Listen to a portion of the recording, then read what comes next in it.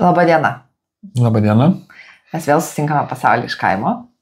Ir šį kartą šitais tamsiais rudens vakarais norėtųsi pakalbėti apie kelis dalykus.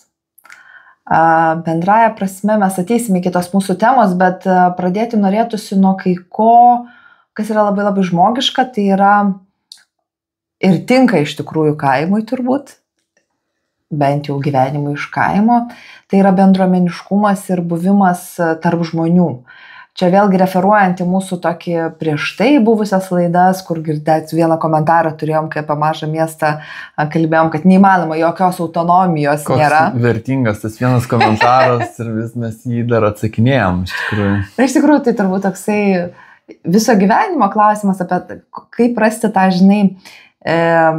skiltį tarp autonomijos ir vienišumo, nesijautimo vienišo. Ir čionais iš tikrųjų gimė mūsų, tarp mūsų eilinių važiavimų kažkur tai pokalbis tarpusavyje apie tai, kad žmonės iš tikrųjų jaučiasi vieniši. Tikėtina, kad jaučiasi vieniši ir dėl to vienišumo, atsiranda įvairiausių dalykų. Tai apie nelaimingumą nesinori kalbėti, bet tas galų gale ta masinis, kas kažkada buvo, ar visatoje esame vieni, ar yra kažkur taip gyvendintos planetos ir panašiai. Bet iš esmės, ypač kada mes gyvename taip labai labai autonomiškai, pradedame tarsi gyventi, pradedame jaustis, tarsi būtume vieni. Viskas priklauso tik nuo mūsų ir tame stiprume atsiranda tas liūdesys. Nes aš iš tikrųjų atsimenu dar iš savo vaikystės, kuomet močiutė buvo mane išmokysi maldelę angelų sargui. Ir kiekvieną vakarą aš tą maldelę turėdavau sukalbėti, jinai buvo toks, kaip ir tradicija, dėl to, kad gyvenime aš buvau ne viena. Kas be nutiktų, nepaisant to, kad yra tėvai, močiutė, bet tose situacijose, kur nebūtų tėvų, nebūtų močiutės, kokia situacija be nutiktų, yra ta, angelė sargė, tu man paskirtas. Yra kažkas, tai kas visą laiką yra šalia tavęs. Ir tada aš nebuvau vieniša, nebuvau turbūt tokia liūdna ir nebuvau tokia visiškai pamesta, kažkur tai užmiršta, palikta kovoti su pasaulio vėjais, kas ten be nutiktų, ar būtų atimtas kamuolys, ar šiaip kažkas tai. Tai kaip yra su tais angelais?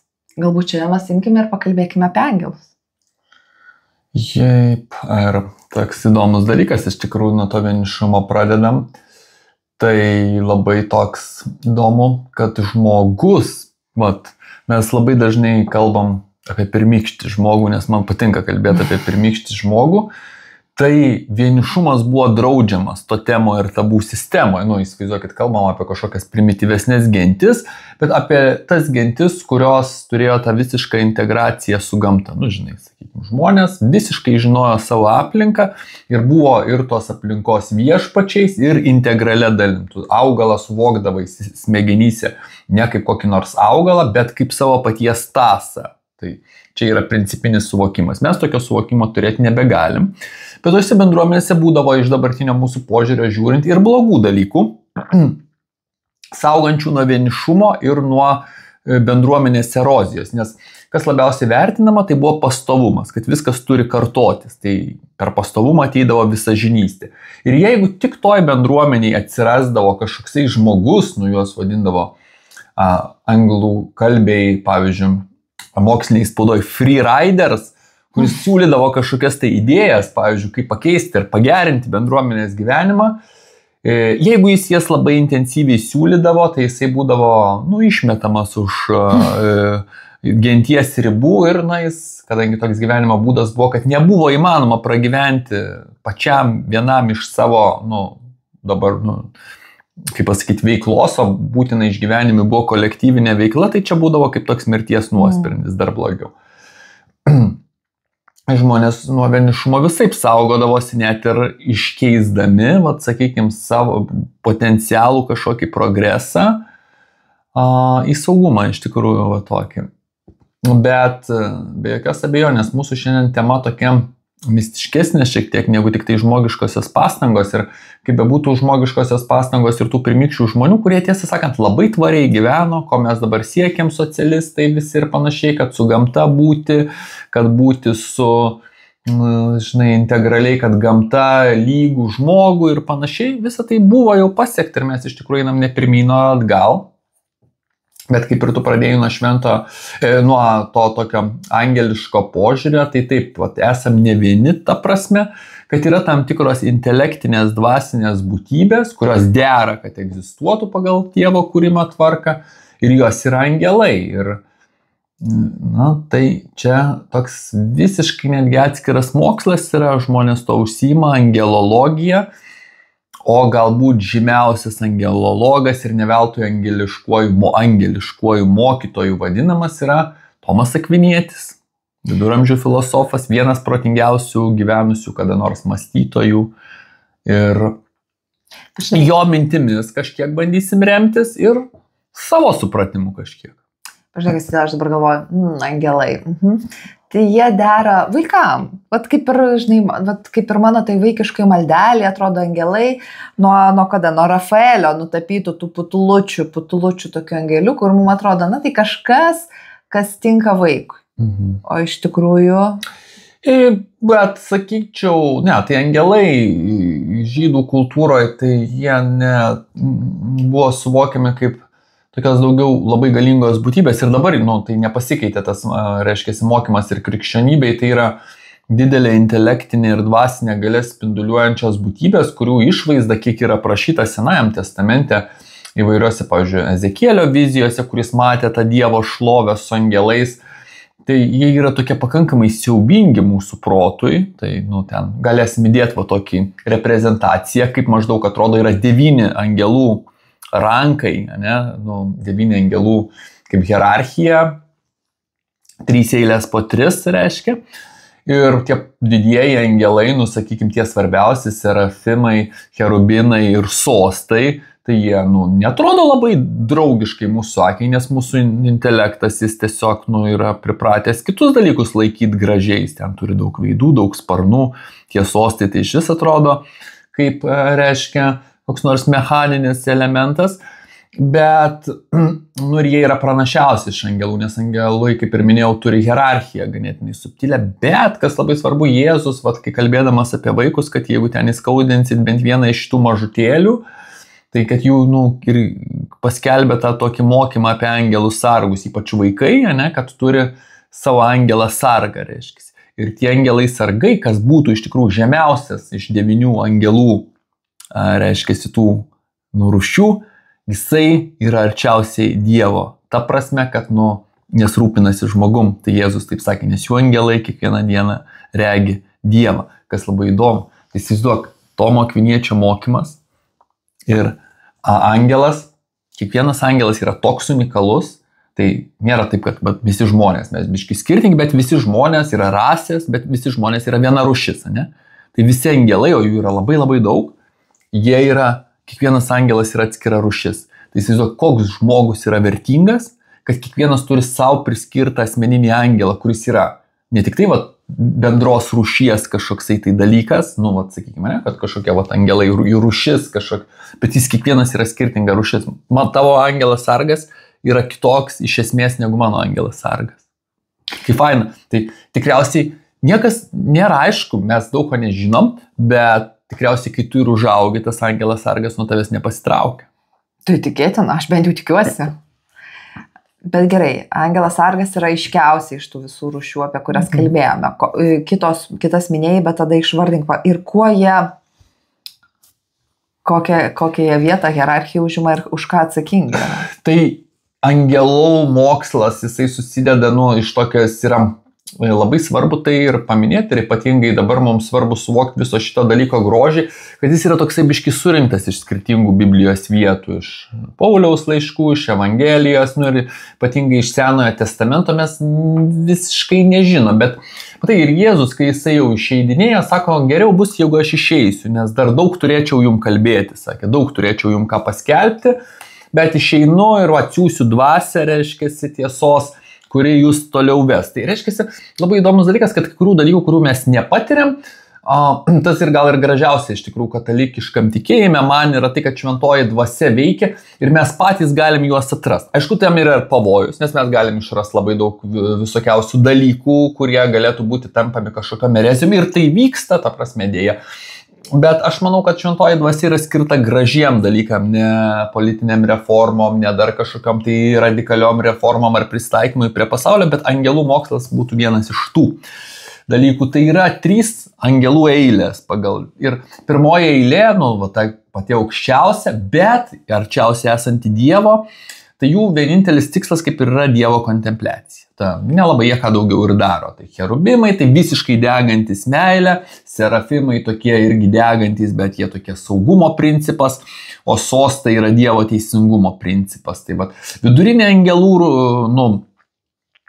ta vidurinė hierarchija, tai jinai būtų viešpatystės, galybės, valdžios ir jinai priskiriama taip jau istoriškai kosminės tvarkos palaikymui. Tai įsivaizduok, tam, kad Žemėje būtų gyvybė, mums reikalingos čia baisios sąlygos, čia atsitiktinumos, nežinau, daug kas tiki atsitiktinumais ir panašiai, bet sakykime, tai dar nėra ant tiek, bet sakykime, kokios nors viešpatystės galbūt būtų atsakingos už tai, kad yra Jupiteris, o gal galybės, nežinau, kas čia būtų, nėra taip svarbu, bet, sakykime, yra tam tikros jėgos, kurios kontempliuoja šitos dalykus. Ir todėl, kad yra Jupiteris mūsų Saulės sistemoje, tai jisai mus iš esmės savo gravitacijos gale apsaugo nuo visokių šiukšlių, kosminių ten asteroidų, kurie visiškai mus galėtų sunaikinti. Tai toks, kaip jisai dulkių siurblys. Tai jam tai yra dulkės, o mūsų nedideliai planetai tai būtų pražutis. Reiškia, ta mūsų gyvybė ant tokio siūlo veikia. Ir iš tikrųjų yra tas dalykas įdomus, kad tai, aišku, viskas vyksta Dievo valia, bet angelai kontempliuoja šitą dalyką. Ir žemiausia angelų rūšis tai būtų arkangelai ir angelai, dar kunigaikštystės, jie yra skirti jau žmogaus gyvenimo tvarkymui. Tai angelai sargai būtų tas žemiausias rangas, bet mes turim visą laiką, kas irgi labai gražu krikščioniška moksle, yra hierarchija, nuo viršaus iki apačios yra tvarka, bet dažnai ta tvarka būna inverted, išvirkščia šiek tiek. Ir tas, kuris, kaip pasakyti, tie, kurie buvo paskutiniai, bus pirmieji, tai ta hierarchija mūsų protui, jinai nėra taip iki galo suvokama, bet yra tinkama mąstyti, kad yra būtent taip. Tai jie atsakingi už tą būtent tvarkymą pasaulio. Jie patys iš savęs negali taip stipriai įsikišti, kaip mes kartais norėtume, bet kontempliuodami patį Dievą, turi tą tokią galę mums padėti. Aš galvoju apie mūsų kultūrą, apskritai, vakarų kultūrą, žinai. Jeigu ją dar galima pavadinti kultūrą, tai... Bet tebūnie, ne tik tai autonomiškai lietuvių kultūra, bet apskritai vakarų kultūra. Tai ir kalbu. Ir čionais angelus įprasta matyti, mums įprasti yra keli aspektai. Visų pirma, tai man būtų įdomu, aš tiesą sakant nežinau, ar tu žinai, ar tu įsivaizduoji, kad nuo kada pradėti vaizduoti angelai, pavyzdžiui, yra žmogaus. Nežinai, turbūt aš irgi neturiu atsakymą, kada tas toksai angelo vaizdavimas, žinai, tarkim, jeigu ten, nežinau, yra Lukas, menininkų globėjas, kad ten Marija Madžorinė, tai yra Luko tapyto paveikslo Marijos reprodukcija, kaip pasakyta, ne? Tai kada atsirado angelas kaip toks, tai yra nelabai aišku. Tas angelų įvaizdis yra labai tikrai toksai... Tai čia bus ankstyvoje krikščionybėje, manau, kad... Jo, bet įprasta mums yra, kas yra. Arkangelas Mykolas, kitaip kovojantis angelas, tas su kardu, su kalaviju. Mums yra įprasčiausia matyti arkangelą Mykolą. Ir tiesą sakant, turbūt kitus angelus, vardais mes ką žinom, Mykolą, Rafaelį, Rapolą, kitaip sakant, lietuviškai, Gabrielių. Taip. Ir aišku, dar yra ir daugiau ten, sakykime, apokrifuose minimama angelų, aš dabar nebeatsimenu taip tiksliai vardų, bet jie, ir aišku, žinom Liuciferį labai gerai, kuris buvo vienas iš tobuliausių Dievo sukurtų angelų, bet jisai nuėjo kitų kelių. Kaip ir sako, trečdalis maždaug Dievo sukurtų angelų tapo tai, ką mes laikom velniais. Bet, pavyzdžiui, tavo minėti sostai, ane, tarkime, viešpatystės. Tai yra tokie truputėlį terra incognita ir tu jau turi specializuotis, domėti specialiai, skaityti Tomą Akvinietį, kad tai sužinotum. Aš galvoju, žinai, kaip tie angelai, persipina to žmogaus pasauliu, kodėl tam tikri ateina pas mus su kultūra, su populiariaja kultūra netgi, sakytume. Jo, tai aš kažkaip įsivaizduoju, kad vis tiek pagrindinis tas vaizdavimas, ypač tų pagrindinių trijų, sakykime, Dievą kontempliuojančių angelų, tai ateina iš Ezekielio vizijos, nes ten pakankamai detaliai aprašyta, nėra parašyta, kad ten būtent tas, bet cerabimai, cherubimai, jie yra aprašyti, tiesos, tai gal daugiau interpretacijos toks dalykas, nes Dievo ta šlovė laikosi ant sostų, reiškia, Dievo teisingumas kaip atrama, reiškia, tie angelai, ir jie tokie kaip ratai, žinai, ratas rate su akimis, angelai turi daug akių, Ezekielio vizijoje ir panašiai, bet jie ten, sakau, pakankamai siaubingi, aš įsivaizduoju, kad baroko renesanso laikais angelus pradėta vaizduoti taip žmogui labiau suvokiamai ir yra tie visi kūdikėliai visokie skraidžiojantys arba, sakykime, tik tai kūdikėlių galvos su sparnais, tai kaip serafimai, nes serafimas jisai turi tik tai galvas, bet ten tos galvas, žinai, iš visų pusių galva, žmogaus galva, liūto galva, jaučio galva, paukščio galva, žinai,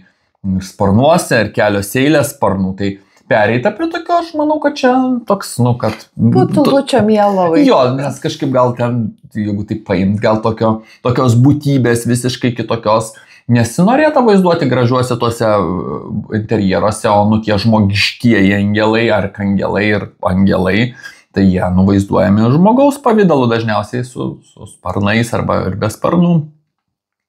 Kaip reiškia, kad besirūpinantis žmogum. Mes, kaip pasakyti, tos angelų žinios jos yra, mes esam ieškojime, bet gera, logiška ir reikalinga, kad būtų angelai. Ir angelai, bet mumi prašiausia turbūt žinot dar angelus ne tik tai sargus, bet tuos ir nešančių žinią. Tai čia taip, tie būtų angelas, iš esmės graikiškas žodis, ar hebrajiškas žodis skirtas angelui, iš esmės reiškia pasiuntinį. Ar dėl to žmogus turėtų nesijaustų toks vienišas, pagalvokime, grįždami į mūsų pradžią? Tikriausiai yra kažkokia vienišumas, nežinau, iš tikrųjų labai įdomus dalykas, nes čia reiktų pasižiūrėti tai, ką angelas veikia iš principo. Tai ne kiekvienas iš tų gerų, reiškia, kai Dievas sukūrė juos, tai beveik tuo pat metu jie pasirinko, reiškia, arba aš, reiškia, su Dievu, arba aš netarnausiu, kaip sakė Liuciferis. Ir kur čia tas toks kabliukas, labai įprasta krikščioniškoje ir teologijoje, ir kultūroje sakyti, kad Liuciferio didžiausia, kodėl jisai nupuolė, tai buvo puikybė, bet puikybė iš ko atsiranda iš tikrųjų. Yra teisingas dalykas, bet jeigu taip giliau panagrinėt, kas vyko, jeigu taip atsakyt, angelologija daugiau, tai iš tikrųjų Liuciferis tapo velniu ne tik dėl pačios puikybės, kad sako, koks aš čia gražus ir panašiai, bet tas pats sakymas, koks aš čia gražus, yra vertinimas.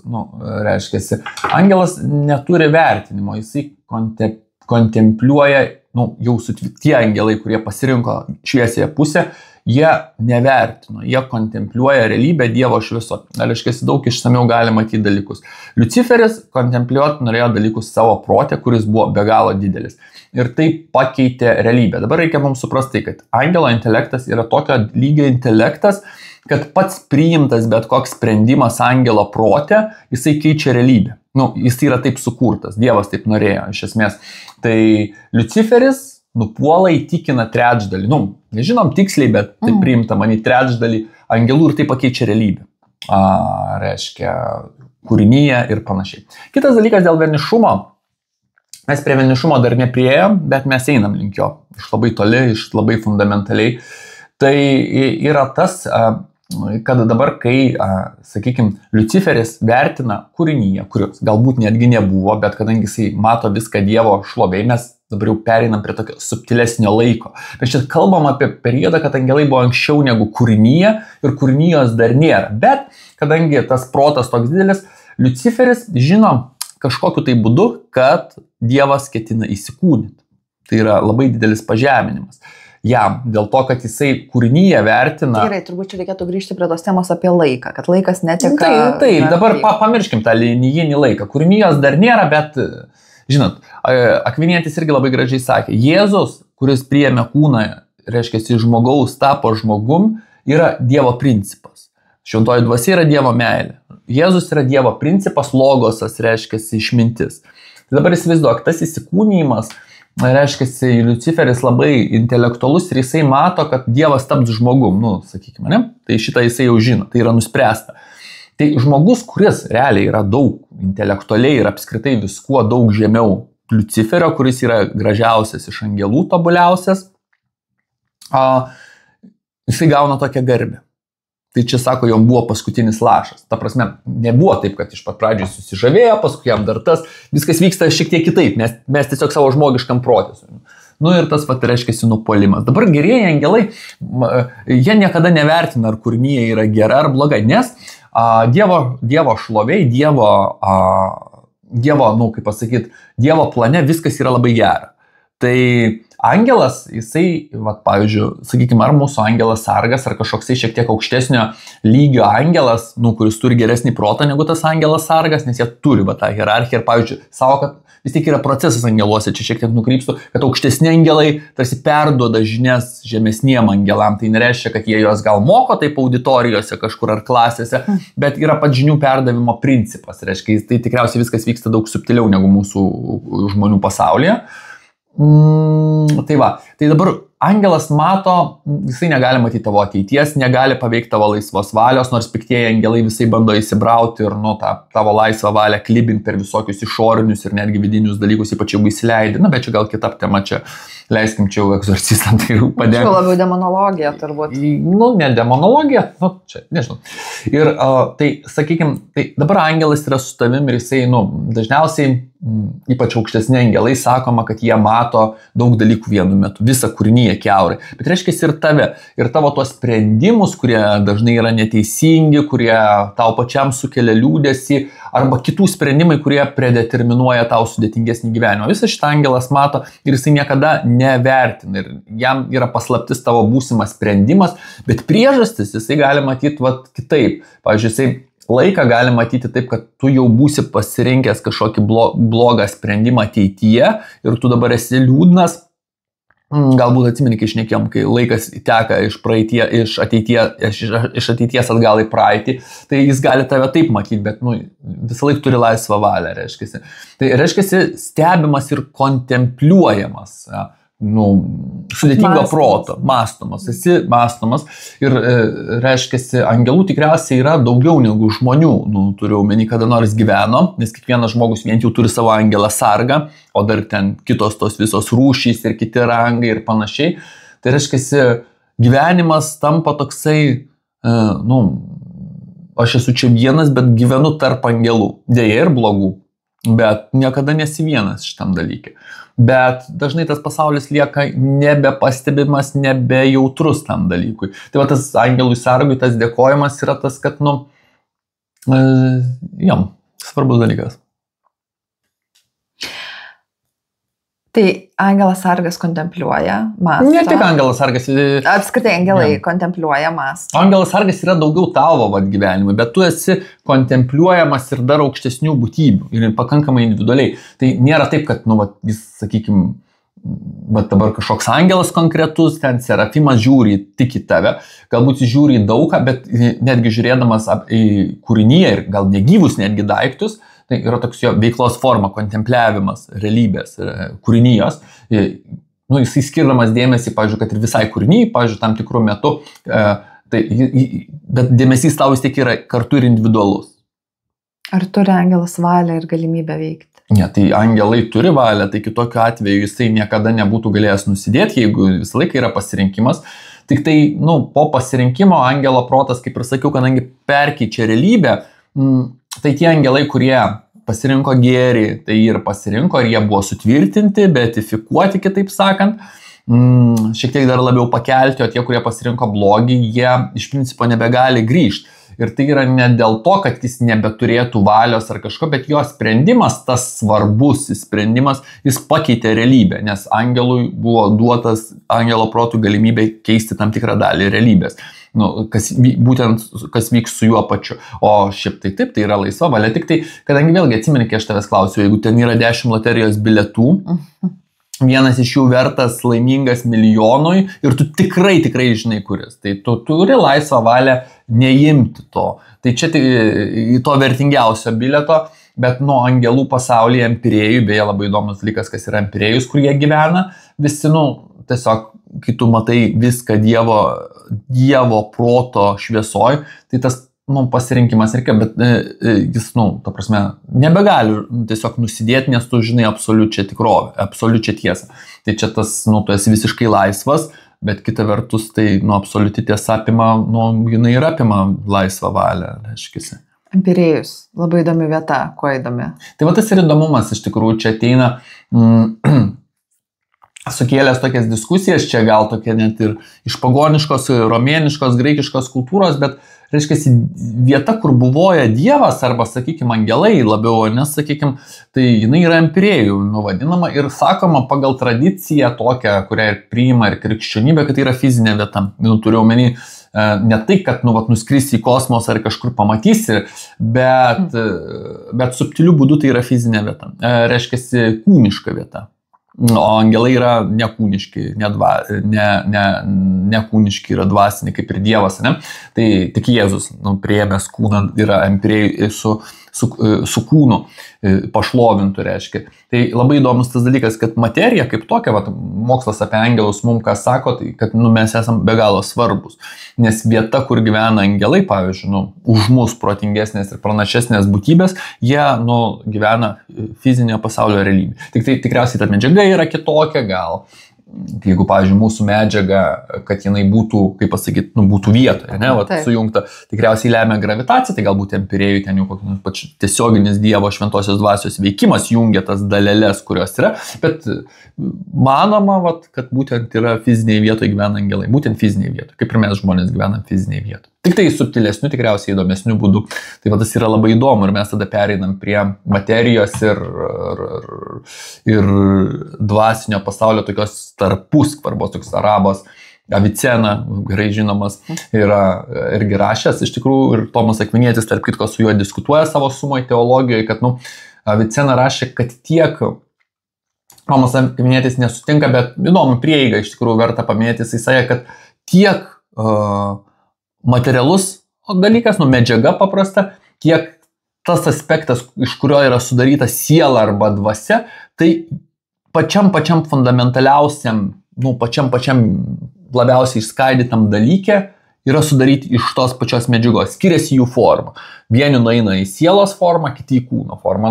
Tomas Akvinietis su šito negalėjo sutikti, bet pati prieiga yra labai įdomi ir iš tikrųjų iliustruoja, kad net ir tokio kitoj kultūroje tas mąstymas apie dvasinio pasaulio ir fizinio pasaulio artumą, jisai visą laiką buvo svarbus. Tik tai, Tomas Akvinietis yra linkęs šituos dalykus atskirti ir krikščioniškoje tradicijoje jie yra kaip iš skirtingų dalelių sudaryti, kas yra dvasiška ir kas yra kūniška, bet jų ta skvarba yra, už tai mes ir sakom, kad kelsime su kūnais, tas mums yra labai sudėtinga, nes pašlovintas kūnas, atsimeni, kaip šnekėjom, jisai bus geresnis dėl to, kad dabar mūsų siela, arba dvasinė realybė, sakykime, kažkokia dar, kur dalyvauja mūsų siela ir kūnas, jie labai taip pat susiję, bet tas susiejimas yra labai subtilus, bet jis nėra tobulas toks, koks galėtų būti. Yra neišpildytas potencialas. Tai čia, bus, kad mes išpildysim potencialą po mirties dėja.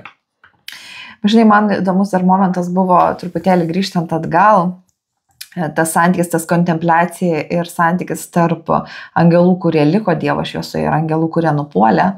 Ir tos mūsų atsiradimo tame per vidurį, žmogaus atsiradimo tokiam in between, vidurio momente. Ir to žemės buvimas tarsi, tokia kovos arena, kažkokia tai vienokia ar kitokia. Ir ta vykstanti na, matoma, nematoma kova, kaip pasižiūrėsi, žinai, ir tas ir žmogaus vidinė kova iš esmės kartais būna tokia tikrai nepaaiškinama, žinai, vyksta. Mes bandom visą tai racionalizuoti, be abejo. Jo, tai... dabar atsisakykim to bandymo viską racionalizuoti. Ne, tai mes čia netam susirinkę šnekėti. Bet, reiškia, dvasinės būtybės, angelai, tiek geri, tiek blogi, jie gali, nu, geri angelai norintami tau gero, piktieji norinti tave nuvesti amžiną, pasimti sielą su savimi pragarą, jie labai gali veikti per priežastis, kurias vadinam natūraliom. Bet gali tas veikia, kiek esu klausęs visokių ir egzorcistų skaitęs, kad jie gali paskui jau pereiti į tas, tas jau tokias būsenas, kur nebepaaiškinama mokslu, bet pirmiausia, tai yra natūralios, viskas yra natūralios priežastis. Tai mintis mūsų yra natūrali priežastis, bet kodėl kažkas įstringa, kažkokia mintis kita neįstringa, kažkas mūsų valioje, bet, čia taip subtilu. Bet mes reikia pažymėti, vis tiek klausyt. Joks net pikčiausias angelas nieko negali padaryti, jeigu jo neįsileidė. Bet čia jau egzorcistam palikim, nes iš tikrųjų čia... Čia yra be mūsų podcastų, kurie apie tai papasakos. Tikrai rekomenduojam, pasižiūrėkit žuvelę. Jo, labai, labai geras. Jeigu norėtume daugiau sužinoti. Arba anglų kalba pilna visokia. Tik reikia atsirinkti, iš tikrųjų, nes kad paskui nebūtų kokio. Bet grįžkim prie kovos. Gal ir mus reiktų atsirinkti tuos neklausomus įmest. Kalbant apie atsirinkimus. Like, subscribe. Share. Ne, patinka dalintis, prenumeruoti. Taip, patinka dalintis, lietuviškai. Kol kas dar lietuviškai šnekam šitą šalį. Grįžtam į kovos areną, žinai, ir ar neatsitinka toks dalykas, kad Žemė yra ta kovos arena, kurioje visgi vyksta tos grumtynės, žinai. Žemė ir žmogaus širdis. Jau. Kaip tu kalbėjai apie Empirėjų, kuris yra fizinė vieta, tai taip pat ir Žemė ir žmogaus širdis, beje. Žmogaus širdis yra žiauriai ypatingas dalykas, nes yra širdis fizinė, kuri žinai pumpuoja tau čiuk, kraujas visas. Ir tada yra ta žmogaus širdis, kuri yra kaip pasirinkimas, žinai. Tai va tas buvimas, kovos vieta, kovos laukų. Čia dabar įdomus ir viduramžių, vėliau baroko, autoriai, sakykime, tokie mistikai, tai jie taip kažkaip sutarė, kad žmogaus širdį vyksta didelė kova tarp tų gerų angelų, blogų angelų ir žemė jinai vyksta, bet jeigu daugiau apie žmogų, ne apie žemę, nes paskui žmonės formuoja tą žemę, tai yra tokių netgi metodijų, kur siūlo, kad žmogus problemos kažkokios vyksta, ne, ir jeigu tai, pavyzdžiui, būtų dvasinė kova, ne, kažkokia tarp dangaus ir pragaro, sakykime, taip labai, banaliai, tai žmogus toj kovoj, ką gali padaryti, jis, pasirenka pusę, tai vieną, bet, čia skaičiau iš viduramžių, dabar neatsimenu, ką tiksliai, kad, tas dalykas, kad toks išėjimas iš savęs turi būti. Ką sutinka krikščionių mistikai, nuo ten tikriausiai kokių nors dykumos tėvų iki ispanų mistikų ar tolesnių baroko mąstytojų ar panašiai, kad, žmogaus toks sprendimo ir žmogiškumo išsižadėjimas, kaip mokytojas Echartas, pavyzdžiui, sakė iš viduramžių. Reiškiasi, arba Martynas Buberis daug vėliau. Reiškiasi, ką gali padaryti šitam dalykė, tai, pilnai pasitikėti Dievu, reiškia. Ir tada tą kovą visą laiką laimės. Jeigu pats neturi vestų kariuomenių visokių. Atrodo labai paprasta, ne? Ne, tai čia sudėtingiausias, kas gali būti, nes, reiškiasi, taigi ir buvo parašyta, kad aukščiausias žmogaus, palauk, dabar kuriam čia skaičiau, Šventas Augustinas, ne? Kad aukščiausias žmogiškumo laipsnis, kontempliacija, susipanašėjimas ir susitapatinimas beveik su Dievu, buvimas Dievo realybėje, tai yra veikla, kuris savo principų labiausiai panašinu į nieko nedarimą, į neveiklumą, bet ją pasiekti yra pats sunkiausias dalykas. Didžiausių pastangų reikalauja. Ne veltui turbūt dykumų tėvai išeidavo į dykumas. Bet jie ir išeidavo, nes dykumose gyvena piktieji angelai, turiu omeny, net gyvena ta prasme, kad bet ten, kai išeini, jie veikia ir tada išeina kovoti tikriausiai. Bet žiūrėk, ta prasme, kovoti tam, kad nebekovoti ir tada laimėta kova. Bet tada grįžtame prie to paties vienišumo, ar ne tada, kai tu esi vienišiausias, susiduri su daugiausia kovos. Tam savo buvime, žinai, vienumoje čia ir dabar. Taigi, kaip ir sakom, čia aš, nebūdamas psichologas ir nebūdamas koks nors ten labai pašvesto gyvenimo dalykas, o daug kalbėdamas teoriškai, tai aš įsivaizduoju, kad tas,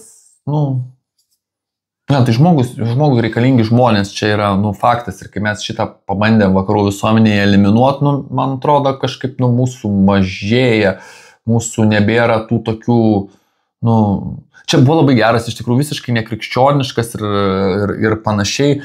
Labai didžiulis buvo tyrimas apie 1990 metus ir pamiršau autoriaus pavardę, bet jis buvo toks striking, toks palikęs didelę, iš pat pradžių tik mokslinio straipsnio pavidalo atsiradęs, o paskui ir knyga iš to įsivystė po 10 metų vieno mokslininko, gal surasim, tam nesiruošiu, taip pat surasim pavardę, parašysim kokią pavardė, bet straipsnis vadinosi Bowling Alone ir ten po kablelio, Bowling Alone.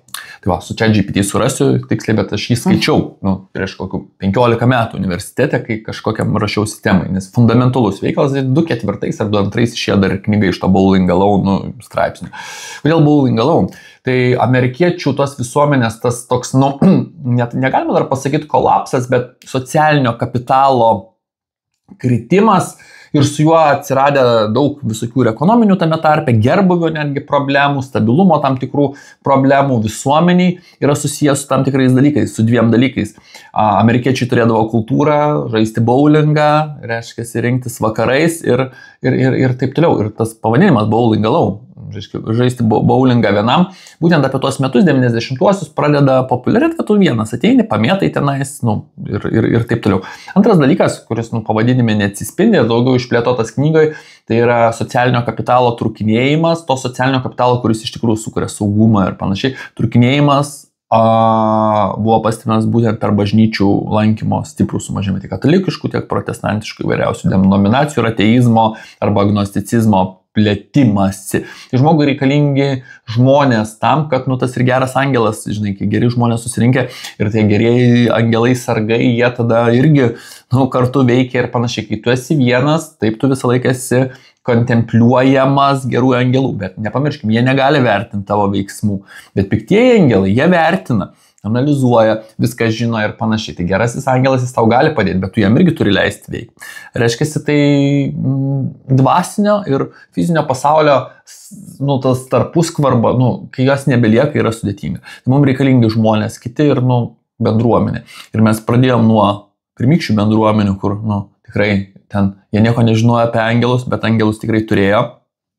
Nereiškia, kad čia tik po Jėzaus ateimo kiekvienam buvo priskirtas angelas, nauja užduotis ten sukurta. Visi žmonės jos turėjo, kiekvienas žmogus, pats blogiausias ir pats švenčiausias, kuriam atrodo nieko nereikia, jokios pagalbos, bet reikalingi ir kiti žmonės, reiškia. Tas dalykas, mums ir dabar technologijos reikalingos ir kiti dalykai, bet tas būtent santykis. Ir tai neveltui ir angelai gyvena fiziniam empirėjui, kažkokia fizinėje vietoje, reiškia, jiem irgi tai reikia kažkaip būti. Tikriausiai tai nėra būtina. Kūrinyje yra nebūtina. Nei angelai yra būtini, nei žmonės yra būtini, mes tuo dalinamės. Bet turbūt tai, kas yra geriausia, dažniausiai būna ne taip jau labai ir būtina.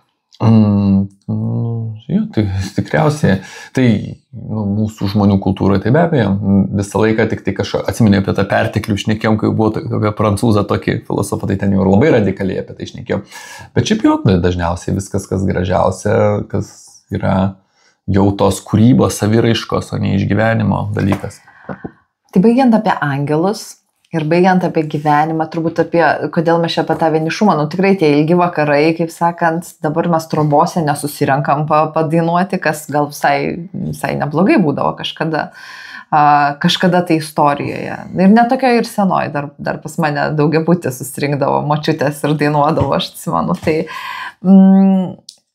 verta prisiminti, kad turime ne tik angelą sargą, kad nesam vieni. Bet kitas dalykas, verta ir pasidomėti, ir pasigilinti, ir pasiskaityti, kai to laiko yra ir vakarai ilgiai. Tai Tomas Akvinietis, rašantis apie angelus. Jo, bet tas lietuviškai nėra dėja neišversta Suma teologija, kai galima breviliokvijų šito Švento Bonaventūros paskaityti, yra tikrai pirkti Lietuvoje lietuviškai, bet ten jis rašo apie angelus, bet tikrai ne taip išsamiai kaip Tomas Akvinietis. Arba pasitikėti mumis. Ne, tai čia irgi gal ne. Tai va, bet šiaip Čia pat jo, tai mes pradėjom, kad taip, gal taip susumuotai, apie angelus tokios yra spekuliatyvaus lygio kalbos, iš tikrųjų, net pati angelologija yra pakankamai spekuliatyvi, bet jeigu tikim, kad šventoji dvasia vis kažkam karts nuo karto kažką tokio įdomaus apreiškia, tai galim ir tuo tikėti, ir kad tam tikri protai labai šviesus, kaip pasakyti, teologija tai nėra spekuliatyvi. Ne, bet, sakykime, vėlgi dalykas, kurio neištyrisi, būtų empiriškai dabar empirėjų nukeliauti, laimėti kokį nors Lietuvos mokslo tarybos stipendiją kažkokią, nukeliauti empirėjų ir grantus, reiškia, reiškia su jais ten pašnekėti, apklaust, padaryti kažkokį. Dalis ir kosminių tyrimų tada būtų nelabai apsimokėti. Bet įdomus dalykas tas, kuris suteikia tokias vilties, tai 1273 metais gruodžio 6 dieną įvyksta toks įvykis. Per Šventą Mikalojų. Tomas Akvinietis nebuvo labai senas, pakankamai anksti mirė, jisai patiria viziją. Ir tokia ir eina į pabaigą tos Summa Theologiae savo didžiausio traktato. Ir šventų mišių metu, reiškia, patiria kažkokį regėjimą, patirtį mistinę, o šiaip jisai jau yra tasai doktors holasticus, reiškia tas, racionalus, jis racionaliai aiškina krikščionybę. Ir po tos vizijos jisai greit miršta, iš tikrųjų, praėjus 3 gal mėnesiam, kažkur 3, kovo mėnesį kitais metais, man atrodo, miršta. Ir po tos vizijos nustoja rašytas Summa Theologiae, jisai kažkaip ten su broliais pašneka, kad įvyko ta vizija, sako, gal tu pasai, kad ten matei, ir jisai nieko nepasakė, nes tai neįmanoma apibūdinti, reiškia. Ir jisai, savo, kad visą, ką parašiau, yra kaip šiaudai, reiškia, nors, tokie šiaudai, jau sakyčiau, galingi. Tai tai būtent tas jo regėjimas, reiškia, tas pamatymas ir leidžia, kad tai, ką parašiau, buvo kaip šiaudai, palyginus su tuo, kas buvo man apreikšta.